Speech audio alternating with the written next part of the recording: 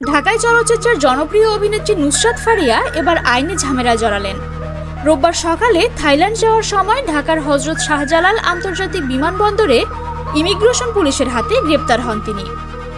সূত্র অনুযায়ী রাজধানীর ভাটারা থানায় 2024 সালের জুলাই গণ অভ্যুত্থানের সময় করা একটি মামলায় তার বিরুদ্ধে গ্রেপ্তারি পরোয়ানা ছিল।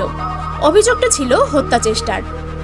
ঢাকা মহানগর পুলিশের বাড্ডা অঞ্চলের সহকারী কমিশনার শফিকুল ইসলাম নিশ্চিত করেছেন, নুসরাত ফারিয়াকে ইমিগ্রেশন চেকপোস্ট থেকে আটক করা হয়। এরপরেই তাকে ঢাকার গোয়েন্দা পুলিশের কার্যালয়ে নেওয়া হয়।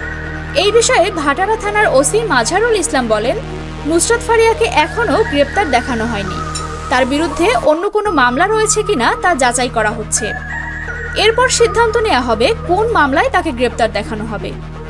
এদিকে নুসরাত ফারিয়াকে প্রথমে ভাটারা থানায় নেওয়া হলেও পরে সেখান থেকে গোয়েন্দা পুলিশের কার্যালয়ে স্থানান্তর করা হয়।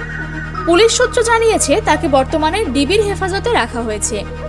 চলচ্চিত্রে নিজের জায়গা পোক্ত করে নিয়েছিলেন নুসরাত ফারিয়া। 2015 সালে বড় পর্দায় অভিষেকের পর থেকেই বাংলাদেশ ও ভারতের বিভিন্ন সিনেমায় অভিনয় করেছেন তিনি। সেই সঙ্গে মডেলিং ও সঞ্চালনাতেও ছিলেন সক্রিয়। তবে এবার তার ক্যারিয়ার নতুন এক বিতর্কের মুখোমুখি। 2024 সালের বৈষম্য বিরোধী আন্দোলনের সময় করা হত্যা চেষ্টা মামলাটি কিভাবে তার দিকে মোড় নিল সেই বিষয়ে এখনও বিস্তারিত কিছু জানা যায়নি। পুলিশ সূত্র জানায়, মামলার বিষয়ে আরও তদন্ত করা হচ্ছে। নুসরাত ফারিয়ার আইনজীবীর সঙ্গে যোগাযোগের চেষ্টা করলেও তিনি কোনো মন্তব্য করতে রাজি হননি। চলচ্চিত্র জগতে এমন একটি ঘটনা বেশ আলোড়ন সৃষ্টি করেছে।